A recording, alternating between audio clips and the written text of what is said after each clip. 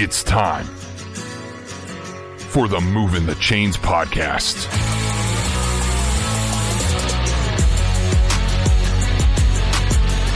Your home for high school football coverage in the Palmetto State. Every team, every game, every week. And now your host, Kevin Thomas and Jarrell Hendricks.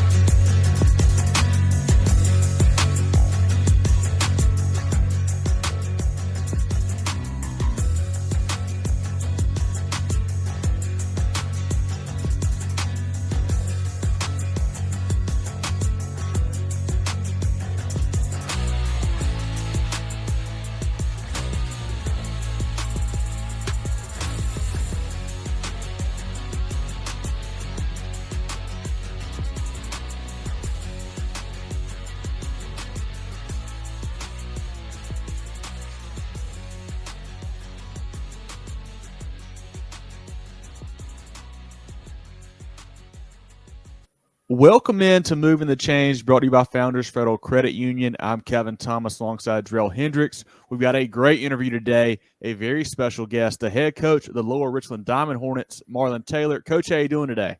Doing well. How you guys doing? Doing well. We appreciate your time. We really do. This you guys first time tuning in, check us out on Facebook, Twitter, Instagram, YouTube, etc. at Movin Chains. Our website, movinchains.com. That's movinchains.com. Our podcast on Apple, Spotify, Google, and more. Coach Taylor will be headed into his fourth season with the Diamond Hornets. They went 6-6 last year and advanced to the second round of the playoffs. Coach, let's start there. Let's talk about your coaching career for people who may not know about you, and how'd you kind of get into it, and how did you get to where you are now? Started back in 2007 at Keenan High School. Mitchell Moten was the head coach then. He had just got the job from Damon Logan. I was brought in to coach wrestling. I knew I wanted to coach football, so I was kind of working my way in that way. Damon Logan moved on, and then Mitchell Moten gave me a chance. Coached the O-line at Keenan from 2017 to about 2013. Kind of turned that thing around and got their head in the right direction. And then got a chance to go over to Ridgeview High School with Raymond Jennings. Probably worked with Ray for probably about maybe 2 or 3 years. Then he moved on from Ridgeview, and Perry Parks came in. Worked with Perry for about two years. Then got a call and was kind of looking for something different. Kind of friend of a friend kind of got me in contact with Noah Dixon, who's a strength coach over at Dutch Fork, and said Coach Knox was looking for an O-line guy. And I went up on a Sunday and interviewed with him, and was blessed to get that job, and spent about 4 years there. While I was there, we won 4 state championships in a row during that time. Had a group, some great players, great success during that time. And then 2019, 2020, kind of going into that COVID span. I was kind of looking around, just, wanted to see if I can get opportunities, just taking some interviews and, just trying to get my feet wet with interviewing as a head coach. Finally got certified was the biggest thing. So that kind of allowed me to, look at some head coaching opportunities. And then kind of was discouraged, didn't get some things I really wanted. And, how you sometimes you got to try to force things. I started instead of just letting God do his work and being patient. Just kind of tried to force some things, and didn't work out for me. So I was kind of sitting in my garage one day, and my phone rang, and it was our athletic director, Liz Steele. And she said, "Coach Taylor, hey, how you doing?" I said, "How you doing?" "Ma'am, who are you?" She said, "I'm the Liz Steele, athletic director at Lower Richland, and I want to get a chance to interview you for our head coaching job." Kind of was shocked that didn't know he was in open. So I just really talked to Coach Barr at the time, who was the head coach. I didn't know he was moving on to Jasper County during that time. So I got an interview with her right in 2020 and was blessed to get this job. And here we are 4 years later. Coach, before we get into the new stuff, you have a background as an offensive line coach. Personally, those are my favorite coaches on the field. What perspective does that bring, as a head coach, and what mentality does it bring to your team? Well, my niche, and I guess we say one of the knocks against me was I never was a coordinator. But I feel like coach of O-line, I was a coordinator. The offense really doesn't run without that offensive line. I had been blessed to coach that and play that my whole career. I love offensive line guys. Like I think that is the heartbeat of any team. You got to win the trench. You got to win up front. You got to win O-line, D-line battles to have a chance. So I mean, I love it. I love the mentality of those guys. I always call them the unsung heroes. In our program, they eat first. They get the best pick of anything that we ever get. They always go first because, I tell the guys, their name don't get called unless they make a mistake. So I kind of treat them a little differently than I do everybody else probably.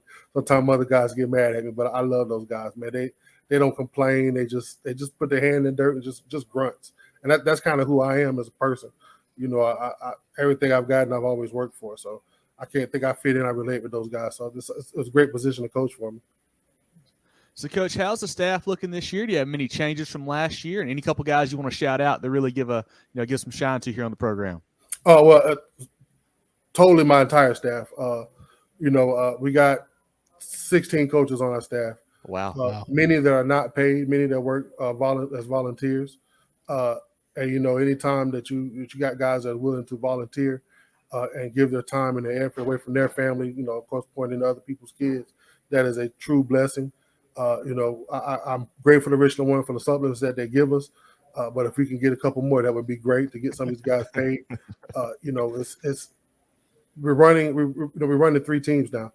So this is our second year having a B team. So we got 16 coaches. Starting off on our defensive side, Coach Cornell is our defensive coordinator, and he is a phenomenal guy. If you guys ever get a chance to interview him here, I would highly recommend it. He is a football guy. He is a guy's guy. He teaches these kids the ins and out of everything defensively. I mean, sometimes I don't even go over there. Sometimes, I'll be honest with you, I don't know what they're doing over there. I know just the basics of what they're doing. I'm asking questions like the kids sometimes because I'm trying to learn and see what they're doing over there. But he does his staff. Coach Cornell's defensive coordinator. Monty Montgomery is a DB coach. Brandon Jameson, who is an LR alum and played with the Panthers, he coaches our backers, our young backers, our B team and JV backers.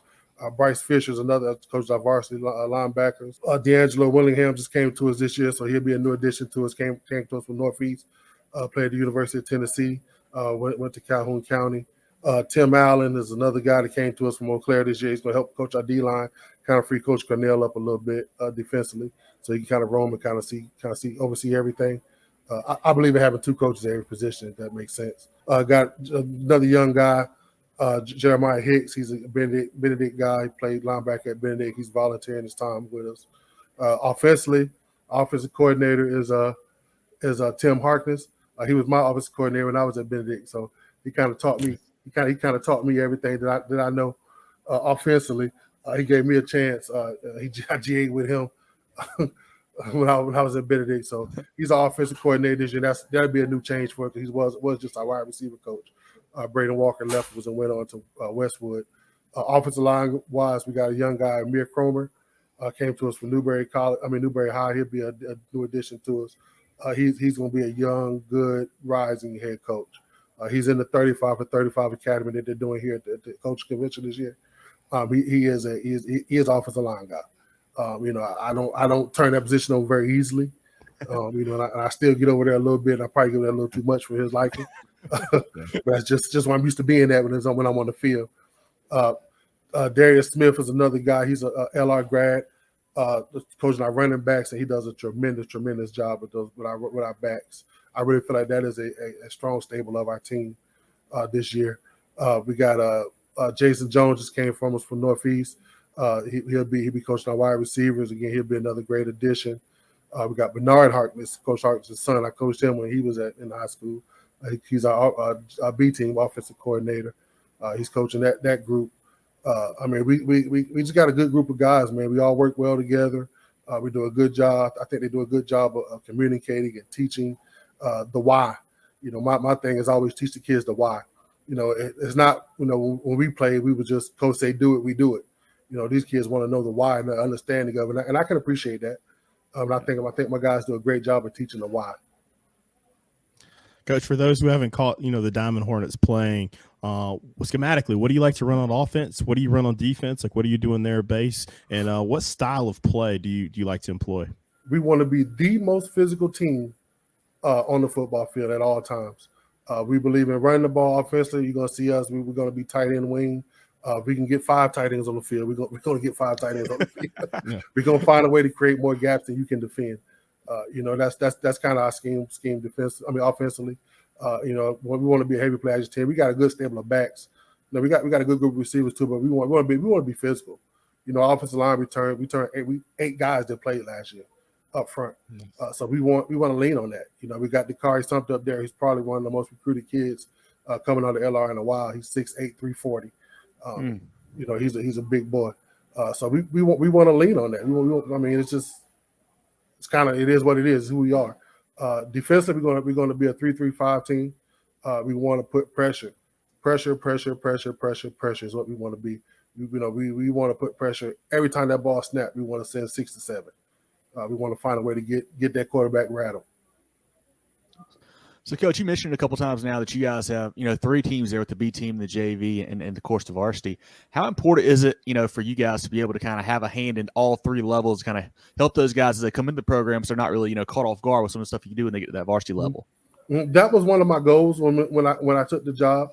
I told Coach Steele by I was hoping year 2 to get a B team started, but we kind of had to push it back to year 3. We kind of with COVID kids still were kind of hesitant to come out.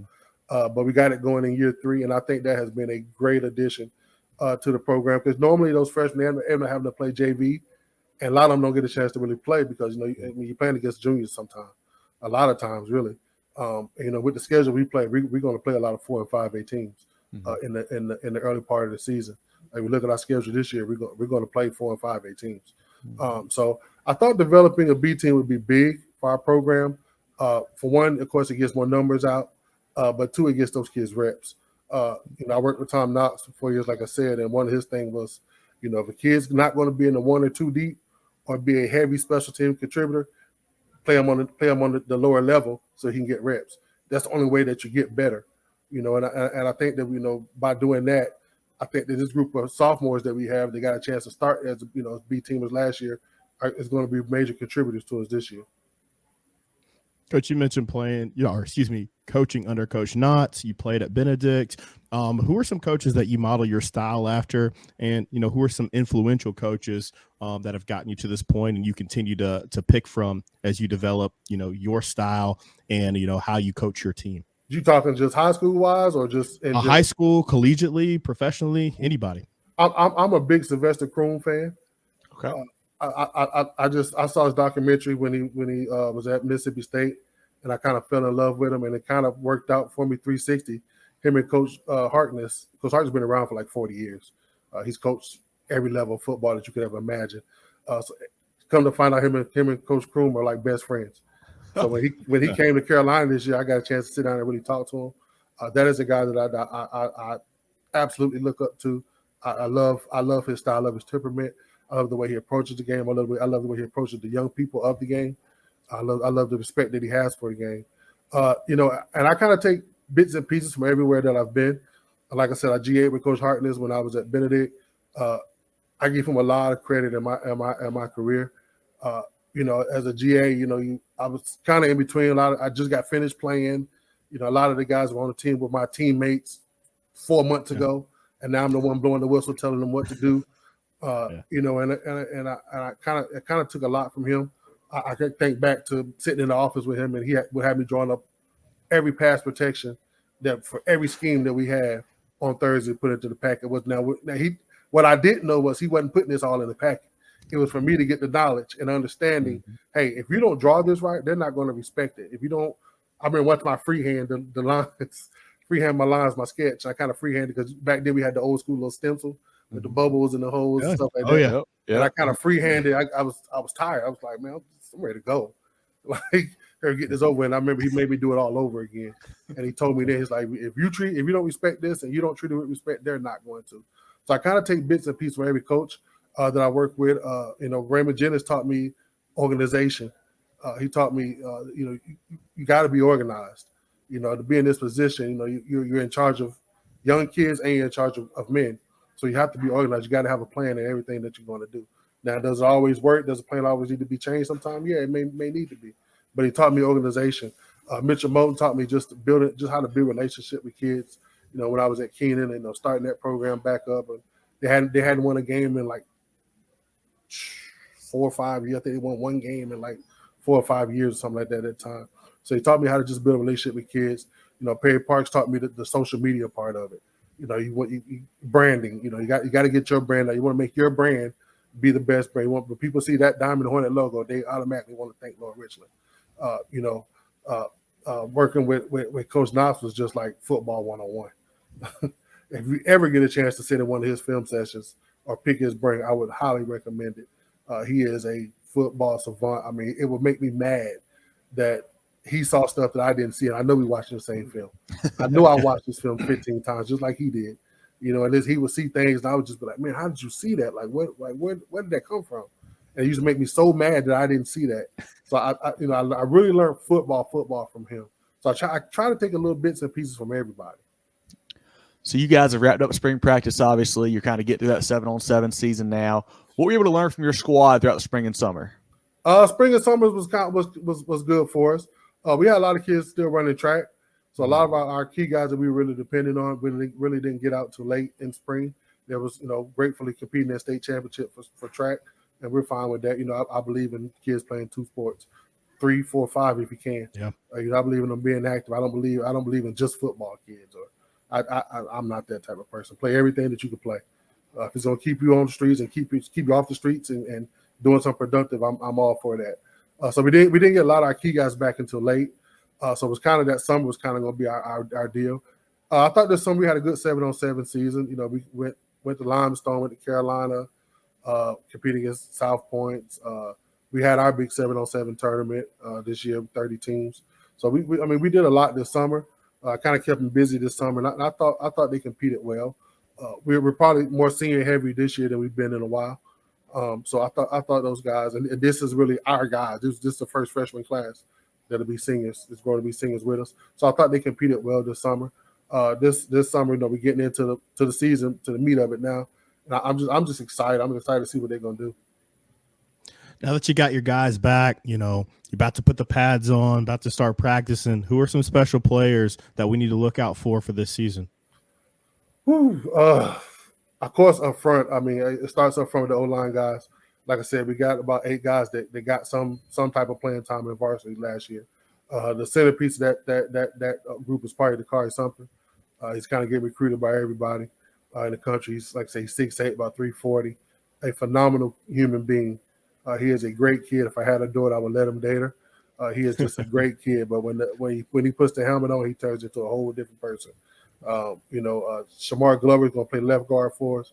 He'll be a 3-year starter for us. He is a road grader, just a big, thick, strong Lower Richland lineman. I mean, he is. He don't realize how strong he is. Center, we're probably going to play with Braxton Richardson. He'll be a senior. Keandre Richardson will be a right guard for us. He's been a 3-year starter. Will Goodwin is another kid I'm extremely proud of. Will came to us as a freshman, and Will probably couldn't bend to touch his knees. He's about 6'4". He was just stiff and kind of awkwardly built, but he's put in a ton of work. And I tell the guys every day we get our staff meeting, that's a kid that you root for because he's busted his butt to get better. We return all 3 backs. Lamarion Pearson's our number 1 back right now. He'll be a senior. He was a 1,000-yard rusher last year. He runs the ball extremely hard. Understands our gap scheme runs with our power kind of league kind of stuff. He understands that. Jamel Myers is the number 2 back right now. He's another kid that if he's in space, I put my money on him every time. Trayvon Benson. They're all kind of the same kind of back. I mean, they just run extremely hard, all hard to tackle in space, thick kids that understand what we're doing. On the outside right now, we have Jamarius Reeves. He'll be a 2-year starter for me, transferred a couple years ago from Northeast. He's his time to step up now. He had a good season last year. Kind of late in the year, he kind of came on. So he's going to be. I'm looking for him to do some great things. He's an RTC kid, so he's a yes sir, no sir kid. He understands what we're doing. He's very disciplined, in his work and in his routes. Tyke Jones is a 4-year kid for us. We look for him to do some good things. The centerpiece of offensively is, of course, the quarterback. You got to have a trigger man. Marcus Smith is he'll be a 2-year starter for us. I am looking for Marcus to have a great season. He started off kind of slow last year, and that was my fault. I asked him to do some things early on that I probably shouldn't have done, being that it was his first year starting. We had Nate, we had Makai, we had some other guys on the outside. So I was trying to force him to throw the ball on the outside a little bit more than what I probably should have. I probably should have took what we did later in the season, did it earlier to let him get his feet wet. You know, that's my fault. I don't blame him for that at all. That's 100% me. But he's learned. He took all the criticism. You know, he took every win. He took every loss. You know, he was just a steady hand. I'm looking for great things for him. Defensively, it's just like for some reason we can't get old on defense. For some reason we just can't get older on defense. But we got a good group of guys over there. We got a nose guard by the name of we call him Trucker Brown. He's going to be a great little nose for us. I think he plays extremely hard. Noah Lucas is a name that you need to look out for. Noah's about 6'5", 6'6", about 240, 260. He'll play some four technique for us. He's already got an offer from UNC Charlotte. He's another great kid that came into the program a little late, but he's worked his tail off to get where he is. Got a guy that just came in from Keenan, Sam Johnson. He's going to be good. He plays extremely hard. I'm proud of him for what he's doing right now. We got backers. We're kind of young. We got Ofer Hill playing a backer. He'll be a sophomore. Again, those reps from that B team are going to help him this year. You know, he's a downhill thumper. We got another guy that just came out this year, Javon Brown. I am ready to see him put pads on. If he's reading it anything like he's reading it now with no pads, oh my goodness! I told the guys there in our staff, we met up here while he was at the clinic.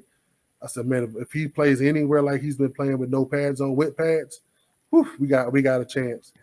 Kind of the strength of our defense is our secondary. We'll start two seniors on the outside with Josh Sims and Jamel Patterson. Jamel already has an offer from Wofford. Josh is just freaky. I've let this be a second year with us. Came to us from Eau Claire. On the safeties, we got two good safeties. Jordan Best back there. Here's another one of the sophomore kids that's coming up, and Chris Pope is going to play good for us. Okay.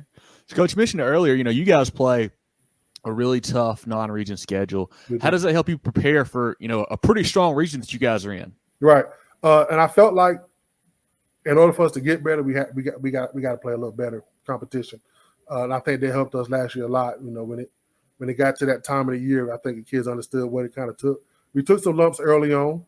We went to River Bluff. We took 27 kids. They had about 60 kids over there. If they don't call 2 fake punts back, we beat them by 14. We got kids that compete. You know, like I say, we kind of took some lumps early. We kind of imploded on ourselves in the Ridgeview game. But I still think that was good competition. It was a good test for us. Great test for us. Of course, we played Rock Hill. We're going to play River Bluff again. We're going to play. We opened up with West Ashley down in Charleston. We're going to travel back down there again. We did a 2-year home deal with them. So we're going to travel back down there. Good, hard-nosed football team. And I think that helps us in our region. Like I said, our region is a tough region. Take your financial game to the next level with Founders Federal Credit Union. Reach your full potential. Relax. Join Founders today. Visit an office near you or relaxjoinfounders.com to apply. Federally insured by NCUA, member qualification required. Coach, before we let you go, we're going to ask you a couple easier ones. Classic Moving the Chains. We ask every coach this. We're coming down to the Hopkins area. We want to get something to eat. Where are we stopping? Where are your go-to spots? Big T's. That's no question. Okay. Without hesitation. What they got at Big T's? Big T's barbecue, baby. Barbecue. Okay, now I'll put it on the list, no doubt about it. What's the go-to plate? I need to know. I'm a barbecue connoisseur myself. You can't go wrong with anything. Okay. And this is coming from an offensive line guy now. It's got a little extra stock in it for sure. That's right. Yes, that's right. Oh, Coach, you know, obviously you guys have a great atmosphere there at the Creek, and you've coached in, you know, all different levels here in the state. What are some of the coolest atmospheres you've been a part of, you know, coaching, you know, either home or away over the years? Let me see. Of course, when I was at Dutch Fort, we went to Fort D a couple of times. That was pretty cool. To me, I'm a Charleston guy, Warmlaw Island guy. To me, going back to McKissick Stadium was like, wow. Yeah. That was like walking on holy ground. Got a chance to go down. I think we went down there twice and played Somerville, maybe twice or once. Can't remember. But I thought that was cool, being able to do that. Awesome. And what are some of your goals for the 2023 season? Of course, we want to be playing the first weekend in December. That's our number one goal. If you hear our logo, it's one mission. And that one mission is to be playing the first weekend in December. Me personally, I set lofty goals. And sometimes I have to tell myself that, we won the region year before last, and I just like, okay, you won the region. It's kind of like, okay, you're supposed to win your region. Like, that's kind of what you're supposed to do. But it's I have to tell myself they're kids. You got to celebrate those, those small milestones.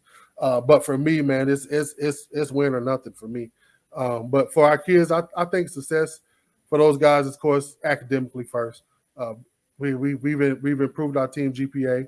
When I first got here, we started academic list. We probably had about 50 guys that was on that academic probation list. From my standpoint, because I tell them you got to have a 2.5 or better. So we had about 50 guys that were below that, and now we're probably less than 15 to 20, I think, when we figured the other day. So first and foremost, their academics. Lower Richland has great academics. We have a phenomenal principal and phenomenal teachers at Lower Richland High School that really do a great job of teaching our kids and working with our young men. So first and foremost, we want to keep that GPA, team GPA above a 3.0, at all costs. Because I tell them all the time, man, we can play all the football we want, but someday the ball is going to run out of air. So what's next? You look at some of the guys in the league that you start to see them retire earlier now. Because this game is a brutal game. I mean, So they're saving some years on their lives. Football wise, again, we want to be playing that first weekend in December. And I think we got the guys that can do it. I'm not bragging. I'm not being boisterous, but that's just what we expect. We expect to be playing that first weekend in December. Well, this has been great. I want everyone to go check out Coach Taylor and the Diamond Hornets on Facebook and Twitter. They do a great job posting updates and highlights and that for their players. Definitely go follow them on there. Like I mentioned, follow us on Twitter, Facebook, YouTube, etc. at Movin Chains. Our website, movinchains.com. That's movinchains.com. Our podcast on Apple, Spotify, Google, and more. Movin The Chains, brought to you by Founders Federal Credit Union. Drew, anything else for Coach? We'll let him go tonight.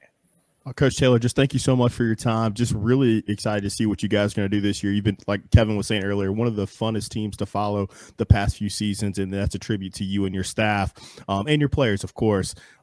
One of my favorite followers on Twitter, so I know this is going to be very popular in the coaching circles around the O-line whisperer. So just appreciate your time and, best of luck this upcoming season. I did not know that was going to take off like it was. I just kind of threw it out there.